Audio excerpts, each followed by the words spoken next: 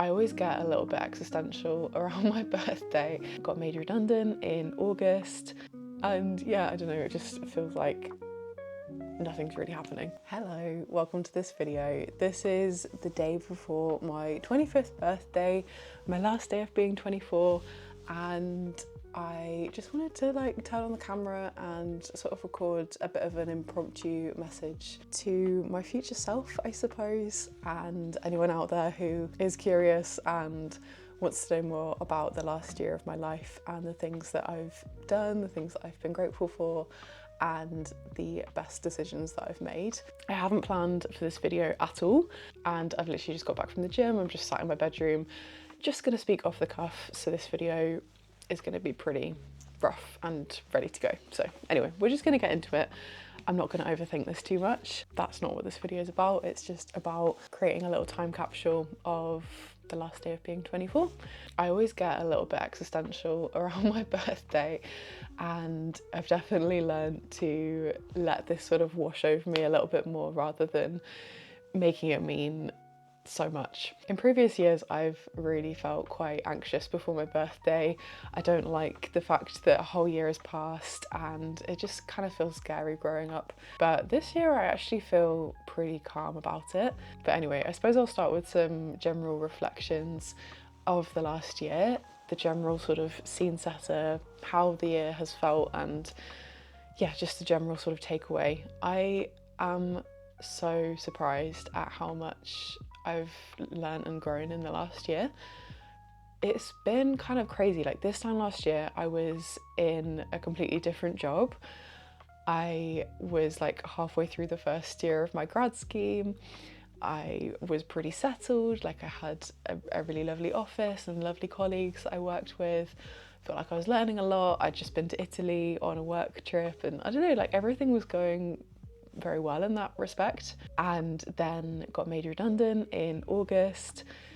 That was a whole thing, but I'm actually really proud of how I handled that. I think it was quite a big shock, but I just sort of cracked on, and I'm pretty pleased with how I coped with that and how I dealt with it.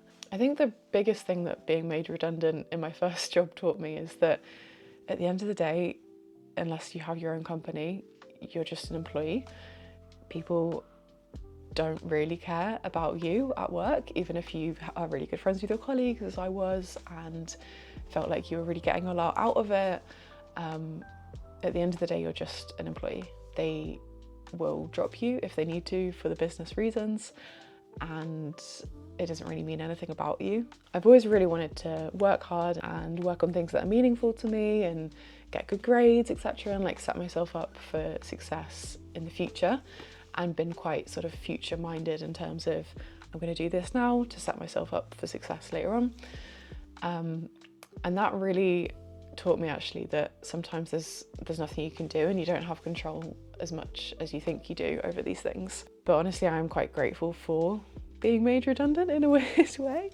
I mean, it set me up well in terms of finances because I put the majority of that money that I got into my savings accounts, so that was a lovely boost, especially when you're younger. Secondly, I feel like I'm now in such a great position with my career, and the job that I've got leading on from this one was a real step up in terms of responsibility, in terms of being closer to what I want to do. Long term, it's more sort of in the weeds of policy rather than comms, which I do really enjoy. But yeah, my previous role was I'm really going all over the place here. My previous role in comms was really fun and quite creative and had more of the sort of technical science translation element, but you're not really involved in any of the decisions. You're not really involved in the strategy or anything like that. But now in my job, I'm really quite involved in those sorts of things, and I found that I really like that. I quite like working in a small team and being close to the action all the time and being able to juggle my own priorities and have quite a lot of flexibility in what I want to do and how I want to do it.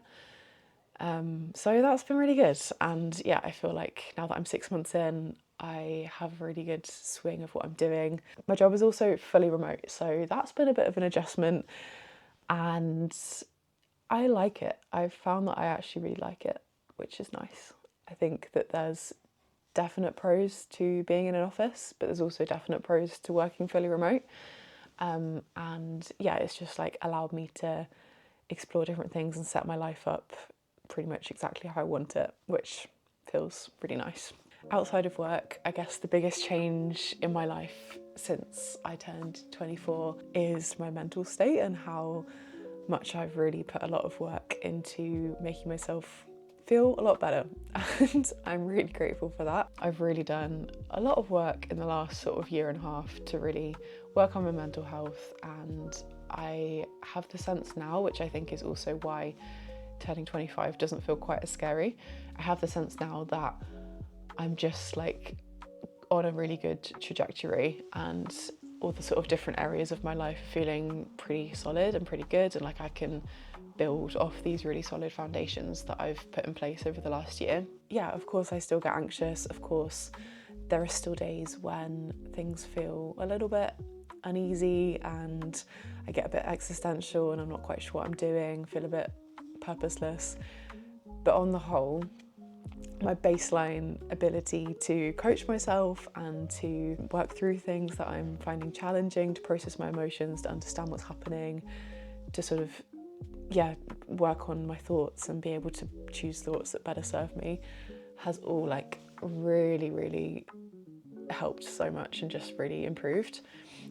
I've been part of Maisie Hill's powerful membership for the last 10 months. Cannot recommend Maisie enough. She is fantastic. The sort of thing that you don't really notice until you really notice it, like it kind of piles up and the improvements slowly compound and you don't quite realise it, and then all of a sudden it's like, oh wow, I've really sort of got a lot better at managing my mind in this way.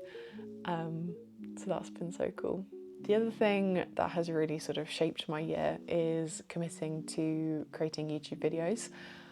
I have had many ups and downs with my experience of YouTube, and it's been so slow in terms of progress.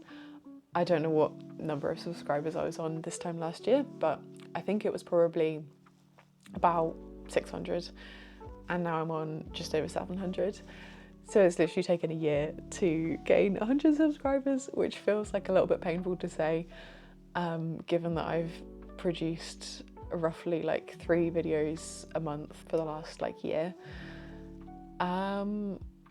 I've put so much effort in, I've put so much work in, and if I'm just speaking really candidly, sometimes I'm like, why am I doing this? Like, no one cares, no one is watching these videos. And I do definitely feel like it can be a bit awkward or like embarrassing, which is just thoughts that I have about it. And as I was saying, I'm learning to manage my mind and manage my thoughts a lot better. But it's really interesting to me how, even though it's been super slow in terms of growth, and even though, it feels like sometimes you're sort of speaking into a void, and it's also frustrating because I've done like a lot of research, I guess, into how to grow on YouTube, and it is something that I would really love to take off, and I just think it'll be so fun to kind of build this community on here of like-minded people who care about personal development, about goal setting, about being intentional with how you live your life. And I don't know, it just feels like nothing's really happening, despite doing all the things that these people tell you to do, like posting consistently and working on your hooks and working on your thumbnails and titles. And I don't know, sometimes I'm like, I've implemented everything and it's still just not really working. So I don't know, it's kind of like when you're playing with the like penny slot machine, what's it called, like the penny machine at the arcade, and you're like endlessly putting these pennies in, and then every now and then you get a few pennies back. Kind of feels like that. So I'd love to maybe play on a different machine instead of the penny machine. But what can you do? I guess the lesson that I'm trying to learn from this is that there's a bigger reason to why I do it. It's about the process and committing to the creative practice, seeing what I can learn along the way, being open and expressive, and getting better at the whole process of making videos is so fun, and like I wouldn't do it if it wasn't fun. I don't know, it's just like it would be cool to see people enjoy it ultimately, and that makes it more enjoyable too, I guess, when people like feed back into it and you get the sense of momentum. That makes it fun. It's kind of like when you get better at a sport, or when you get better at like running or something like that. The practice of doing it consistently and seeing improvements is a lot more predictable in those settings, I guess. Whereas with YouTube, it just feels like it's somewhat out of your hands. So that's been slightly challenging, but I still just do it because it's fun. And I like to and fro between wanting to treat it like a hobby and wanting to treat it like something that I'm being intentional with, and more of like the business mindset. Any thoughts, any advice, please let me know. In terms of relationships, I'm very happy. I have a wonderful girlfriend, Freya, who I've been with for over 3 years now. I don't really want to talk too much about our relationship on the internet, because I think some things are good to keep private.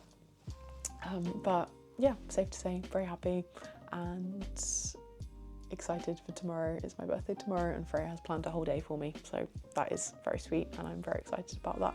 It's also so fun because I live with my friends, and there's a few friends from uni that literally live like down the road or like a bus ride away, and it's just so fun being in London. I absolutely love living in the city.